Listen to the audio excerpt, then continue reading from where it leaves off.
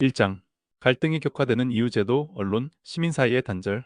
주말 오후 동네 도서관 옆에 있는 작은 커피숍에 앉아 있었다. 창밖에서는 아이들이 자전거를 타고 웃고 있었고 나는 핸드폰으로 뉴스를 훑고 있었다. 그 순간 제목 하나가 눈에 띄었다. 국회에서 또 고성여야 격돌, 법안 통과 무산. 잠깐, 오늘이 며칠이지? 며칠 전에도 비슷한 기사를 봤던 것 같은데. 그 전에도 그랬고 또 그 전에도. 국회가 싸우는 건 이제 뉴스도 아니다. 싸우지 않는 날이 뉴스가 되어야 할 정도니까? 나는 생각했다. 우리는 왜 이렇게 계속 갈등하고 왜 이렇게 함께라는 말이 낯설어졌을까? 언제부턴가 사회 전체가 하나의 커다란 고장난 엔진처럼 느껴진다. 서로 맞물려 돌아가야 할 톱니다들이 부딪히기만 하고 어느 쪽도 기름칠할 생각이 없어 보인다. 먼저 제도는 멈췄다. 법과 절차, 상호 견제와 협치. 이 모든 단어들이 낡은 교과서 속 말처럼 들린다. 정당은 자신들의 정치적 생존을 위해 존재하고 정책보다는 메시지 경쟁이 우선된다. 야당은 여당을 적폐라하고 여당은 야당을 국가 파괴 세력이라 부른다. 이건 더 이상 의견의 차이가 아니다. 존재의 부정이다. 서로를 동료 정치인이 아니라 무너뜨려야 할 대상처럼 취급한다. 그렇게 정치는 싸움이 되고 싸움은 제도의 마비로 이어진다. 법안은 통과되지 않고 중요한 결정은 미뤄진다. 문제는 산처럼 쌓이는데 아무도 해결하려 하지 않는다. 왜냐고? 해결보다 책임 떠넘기기가 더 안전하니까? 그 다음 언론은 더 이상 감시자가 아니다. 기사를 보면 알 수 있다. 같은 사건인데도 매체마다 내용이 전혀 다르다. 어디에선 대통령이 국가를 위해 희생한 지도자가 되고 또 다른 매체에선 내란의 수괴가 된다. 진실은 어디에 있는가? 언론은 진실을 밝히는 대신 시청률과 조회수에 따라 진실을 조각낸다. 자극적인 제목, 감정을 흔드는 표현, 한쪽 진영을 분노하게 만드는 포장. 사실은 중요한 게 아니다. 얼마나 클릭을 유도하느냐, 얼마나 우리 편에게 통쾌한가가 더 중요해졌다. 그 결과 사람들은 언론을 믿지 않는다. 뉴스는 정보가 아니라 전쟁터가 되었다. 그리고 마지막으로 우리 시민들. 사실 가장 아프고 슬픈 건 여기다. 언젠가부터 우리는 서로를 믿지 않게 되었다. 온라인에서는 욕설이 기본 언어가 되었고 댓글 하나에 사람이 무너진다. 지인과 정치 이야기를 꺼냈다가 관계가 끝나는 일도 더는 드물지 않다. 다들 조용히 속으로만 분노를 키운다. 아니면 같은 생각을 가진 사람들끼리만 모여 산다. 그렇게 우리는 사라지고 우리 편만 남는다. 그건 공동체가 아니다. 그건 자기 거울 속에서만 사는 유리방 같은 거다. 나는 며칠 전 우연히 오래된 다큐멘터리를 봤다. 1987년 6월 항쟁을 다룬 내용이었다. 당시의 시민들은 서로 얼굴도 모른 채 민주주의라는 하나의 가치로 거리를 메웠다. 그들이 정치적으로 같았던 것은 아니다. 하지만 함께 나아가야 한다는 사회는 연결된 생명체라는 감각은 있었다. 지금은 그 연결이 끊긴 것처럼 느껴진다. 왜일까? 우리는 너무 빠르게 변했고 너무 빠르게 혼자 살아가는 법만 익혀버렸다. 제도는 시민을 대변하지 못하고 언론은 신뢰를 잃었으며 시민은 서로를 적대한다. 이건 단지 갈등이 격화된 것이 아니다. 우리가 함께 살기 위한 구조가 무너지고 있는 것이다. 그렇다면 해결은 어디서부터 시작해야 할까? 나는 생각한다. 제도를 욕하기 전에 제도를 움직이는 사람을 바꾸고 언론을 비판하기 전에 좋은 콘텐츠를 소비하고 무서운 댓글 대신 따뜻한 말 하나를 건네는 것. 그게 작은 시작이 될 수 있다고. 커피를 다 마시고 나올 때쯤 아이들의 웃음소리가 들렸다. 어느새 비가 그쳤고 아이들은 무릉덩이를 밟으며 소리치고 있었다. 서로를 밀치기도 했지만 금세 다시 웃으며 손을 잡았다. 참 단순한 모습이었다. 우리 사회도 언젠가는 다시 그렇게 될 수 있을까? 나는 아직 그 가능성을 믿고 싶다. 왜냐하면 희망은 언제나 공동체 속에서 피어나는 것이니까. 그리고 우리는 아직 완전히 끊어진 것이 아니니까. 2장. 이 혼란을 극복하기 위한 과학적 시민적 해법. 늦은 밤 서재 책상 앞에 앉아 창밖을 바라보았다. 먼 아파트 단지 너머로 도시의 불빛이 깜빡거리고 있었다. 가만히 들여다보면 저 불빛 하나하나가 다 사람들의 삶이다. 누군가는 오늘 하루를 무사히 마치고 안도하고 있을 테고 누군가는 답답한 마음에 잠 못 이루고 있을지도 모른다. 문득 생각했다. 우리가 이렇게 매일 뭔가에 화내고 피로해하고 절망하면서도 왜 여전히 사회를 유지하고 있는 걸까? 그건 어쩌면 아직 희망을 포기하지 않았기 때문일지도 모른다. 그리고 그 희망은 정치인이나 법원에서 나오지 않는다. 우리 각자 시민 한 사람 한 사람 안에 조용히 숨쉬고 있는 이성과 책임감에서 비롯된다. 이 영상을 만들며 나는 계속 고민했다. 이 혼란을 어떻게 극복할 수 있을까? 정치는 소리 높여 싸우고 언론은 그 싸움을 확대 재생산하고 시민들은 점점 분노와 무력감 사이에서 표류하고 있다. 여기서 벗어날 수 있는 길이 있을까? 나는 답을 과학에서 찾기 시작했다. 우선 단순함을 경계해야 한다. 사회를 움직이는 원인은 늘 복잡하고 다층적이다. 이 사람이 문제야. 그때 그 법만 안 만들었어도. 이런 식의 단순한 원인 찾기는 오히려 갈등을 고착시킨다. 복잡게 과학은 말한다. 사회는 수백만 개의 연결된 변수로 이루어진 시스템이고 하나의 요인만으로 설명되는 경우는 거의 없다고. 그래서 우리는 누가 나쁜가가 아니라 어떤 구조가 문제인가를 물어야 한다. 예를 들어 알고리즘이 가짜뉴스를 증폭시킨다면 그 알고리즘을 바꾸는 제도를 만들고 시민들이 정보의 흐름을 스스로 조절할 수 있도록 교육해야 한다. 누구를 비난하는 걸로는 아무것도 바뀌지 않는다. 구조를 바꾸는 쪽으로 눈을 돌려야 한다. 그리고 두 번째, 우리는 대화를 다시 배워야 한다. 생각해보면 우리는 학교에서 말하는 법은 배웠지만 듣는 법은 배우지 않았다. 누군가가 나와 다른 의견을 말하면 우리는 즉시 반박하거나 무시하거나 비웃는다. 하지만 인식과학은 말한다. 사람은 감정이 무너지면 이성도 다친다고. 설득하려면 먼저 상대방의 감정을 인정해야 한다. 우리가 필요로 하는 건 논쟁이 아니라 진짜 듣고 이해하려는 노력이다. 세 번째는 미디어 리터러시다. 이건 단지 뉴스를 비판적으로 읽는 능력을 넘어서 자신이 무엇을 믿고 왜 믿는지를 돌아보는 힘이다. 우리는 정보 소비자이자 생산자다. 댓글 하나, 공유 하나가 누군가에겐 중요한 신호가 될 수 있다. 그래서 더더욱 우리는 신중해야 한다. 쉽게 공유하지 않고 분노에 휩쓸리지 않고 한 발짝 물러나서 생각하는 습관. 이건 훈련이 필요하다. 마치 운동처럼. 그리고 마지막으로 나는 과학자이자 시민으로서 믿는다. 우리는 이미 해답의 절반을 가지고 있다고. 그건 바로 내가 바뀌어야 사회가 바뀐다는 믿음이다. 정치는 구조이자 시스템이지만 그 안을 움직이는 건 결국 사람이다. 제도가 불완전해도 시민이 성숙하면 그 제도는 고쳐질 수 있다. 언론이 자극적이어도 시민이 정보에 깨어 있으면 언론도 바뀐다. 법원이 늦어도 시민이 흔들리지 않으면 사회는 유지된다. 그러니 우리는 지금 조용히 그러나 단단하게 각자의 자리에서 이성을 회복하는 것부터 시작해야 한다. 이성은 지식보다 깊은 것이다. 그것은 상대방도 나처럼 생각할 권리가 있다는 인정에서 시작된다. 그리고 그 인정은 공감과 책임으로 이어진다. 그게 바로 민주주의의 숨결이다.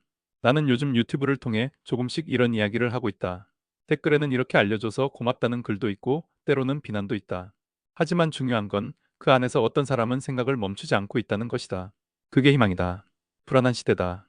하지만 불안은 절망과 다르다. 불안은 변화의 문 앞에 선 감정이다.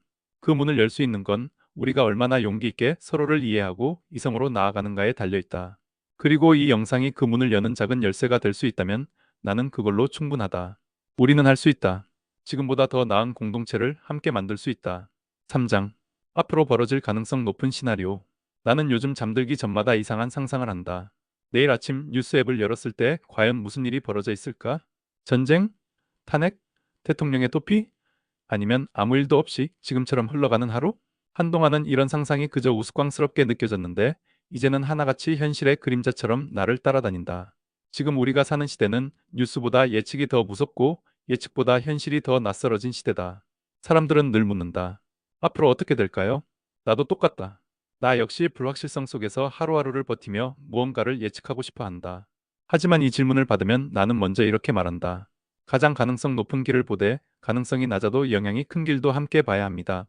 그게 복잡한 사회를 읽는 과학자의 방식이다. 첫 번째로 가장 많은 사람들이 이야기하는 시나리오는 탄핵 인용과 조기 대선이다. 헌법재판소가 결국 윤 대통령의 행위를 헌법 위반으로 판단하고 파면을 결정하는 것이다. 이 경우 대통령직은 공석이 되고 헌법에 따라 60일 이내에 새 대통령 선거가 열린다. 혼란은 클 것이다. 새로운 대선 레이스가 벌어지면 여야는 물론 제3세력까지 모두 뛰어들 것이고 지지층과 반대 세력의 충돌은 거리 곳곳으로 확산될 수 있다. 하지만 동시에 이 시나리오는 절차에 따른 변화라는 점에서 사회가 극단적인 붕괴 없이 수습될 수 있는 가장 현실적인 출구이기도 하다. 두 번째 시나리오는 탄핵 기각 혹은 각하다. 헌재가 절차적 하자를 이유로 각하하거나 또는 대통령의 행위가 탄핵 사유로 보기에는 부족하다고 판단할 경우다. 이 경우 윤 대통령은 대통령직을 유지하게 되며 그동안의 수사나 정치적 공방은 급격히 반전될 수 있다. 그는 스스로를 정치적 희생양으로 포장하며 강력한 리더십을 재구축하려 할 것이고 야당은 극도의 반발 속에 다시 거리로 나설지도 모른다. 어쩌면 이 시나리오야말로 진짜 갈등이 폭발하는 순간일지도 모른다. 실망한 시민들, 분노한 청년들, 회의적인 중도층은 각자의 방식으로 저항할 것이다. 세 번째, 가장 우려되는 시나리오는 우발적 충돌 혹은 제2의 계엄 시도다. 역사적으로도 혼란한 전국에서는 군대나 강압적 수단이 잠시 질서를 유지한다는 명분으로 등장하기 쉽다. 이번 사태에서 이미 한 차례 계엄이 시도되었고 총기와 병력이 동원되었다는 사실은 더 이상 상상이 아니다. 만약 대통령이나 극단적 지지 세력이 헌재의 결정에 반발해 물리적 저항을 시도하거나 일부 군부 내에서 자의적인 판단이 개입된다면 그건 더 이상 정치가 아닌 사법과 질서의 붕괴다. 이런 시나리오는 가능성이 낮다고 여겨질 수 있지만 한번 발생하면 되돌릴 수 없는 비극이 된다. 그 외에도 다양한 조합의 시나리오들이 존재한다. 북한의 도발이 겹쳐 사회적 혼란을 외부 위험과 연결시키는 시나리오, 정치 권력의 공백을 틈타 외국과의 외교적 충돌이 확대되는 시나리오, 혹은 대통령이 국제사회에 도움을 요청하며 외교적으로 자신의 정당성을 확보하려 하는 시나리오까지. 그러나 나는 이런 시나리오들을 이야기할 때마다 한 가지를 덧붙인다. 어느 시나리오가 오든 그것을 사회가 어떻게 받아들이느냐가 진짜 문제입니다. 불확실성은 무섭다. 하지만 더 무서운 건 집단적 감정의 폭주다. 우리는 지금 이미 한참을 넘은 불신의 시대를 살고 있다. 상대편은 악이고 내 편은 정의라는 흑백 논리가 너무도 쉽게 퍼져 있다. 어느 쪽이든 자신의 시나리오가 무산되는 순간 세상이 무너졌다고 느낀다면 우리는 진짜 공동체로서의 기능을 이룰 수 있다. 그래서 필요한 건 비상계획이 아니라 비상한 시민성이다. 민주주의는 투표로만 작동하지 않는다. 견디는 힘, 받아들이는 능력, 그리고 싸움 대신 회복을 선택하는 용기. 이 모든 것이 필요하다. 밤늦은 창밖을 보며 나는 생각한다. 이 모든 시나리오 중에 내가 가장 기대하는 것은 따로 있다. 누군가의 승리가 아니라 우리가 이 혼란을 겪은 후 더 나은 공동체로 나아가는 성장의 시나리오다. 그 길은 지금 우리 각자의 마음 안에서 시작되고 있다. 우리가 내일 어떤 태도를 취하는지에 따라 뉴스의 다음 제목은 전혀 다른 것이 될지도 모른다. 사장, 대한 시나리오와 새로운 민주주의로 가는 길. 새벽 5시, 나는 혼자 깨어 있었다. 집안은 조용했고 도시의 소음도 잠잠했다. 핸드폰을 집어들어 뉴스를 확인하려다 말고 대신 창밖을 바라봤다. 아직 어둡지만 동쪽 하늘이 아주 살짝 푸르스름해졌다. 그 순간 문득 떠올랐다. 어쩌면 지금 우리가 겪고 있는 혼란도 새벽과 비슷한 건 아닐까? 밤은 끝나지 않은 듯하고 새벽은 왔는지 모를 만큼 희미하다. 하지만 그 틈 사이 어딘가에 변화의 씨앗이 깃들고 있는지도 모른다. 최근 상황을 접하며 나는 많은 질문을 받았다. 지금 상황에서 진짜 대안이 있긴 한가요? 그럴 때마다 나는 고개를 끄덕인다. 있어요. 단 우리가 지금과는 다른 방향으로 시선을 돌린다면요. 지금까지의 정치는 승자와 패자, 보수와 진보, 예야라는 이분법의 구조였다. 하지만 사회는 더 이상 그렇게 단순하지 않다. 기후위기, 인공지능, 인구 감소, 청년의 분노, 고령화 사회, 지역 불균형. 이 문제들은 정당 하나로 해결할 수 있는 게 아니다. 그래서 나는 지금 이야말로 새로운 민주주의, 즉 시민 중심의 민주주의로 전환해야 할 순간이라고 생각한다. 그럼 구체적으로 어떤 대안이 있을까? 첫 번째는 공문장을 제도화하는 것이다.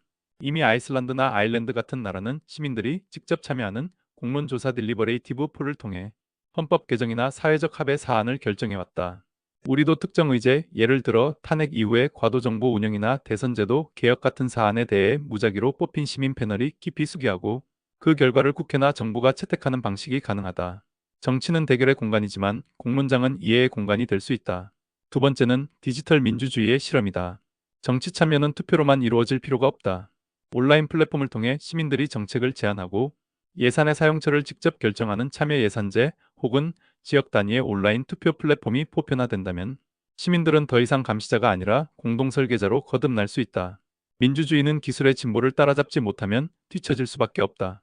그러니 기술은 우리의 적이 아니라 민주주의의 새로운 동반자가 되어야 한다.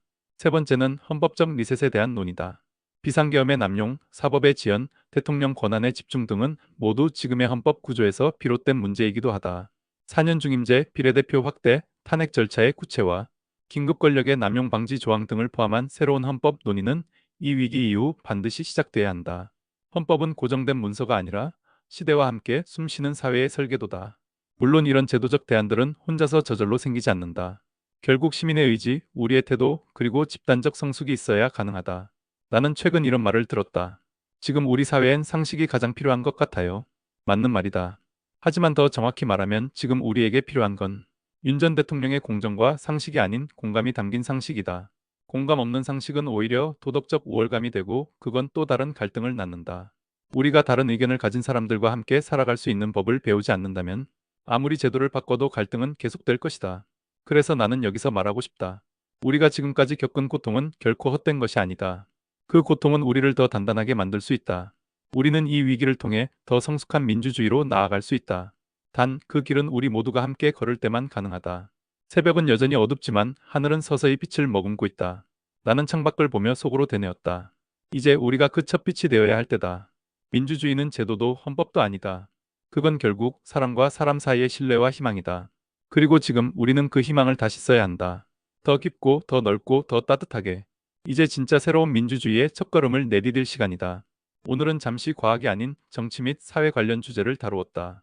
지금은 민주주의의 질서가 권력보다 위에 있다는 원칙을 지키는 게 대한민국이 지속하기 위한 유일한 선택지라고 생각한다. 이 대원칙이 깨진다면 그 대가는 헌법재판관들을 포함하여 우리 자신과 우리 후손들이 온전히 감당해야 할 몫이리라. 토트샘의 사이언스 캐치로부터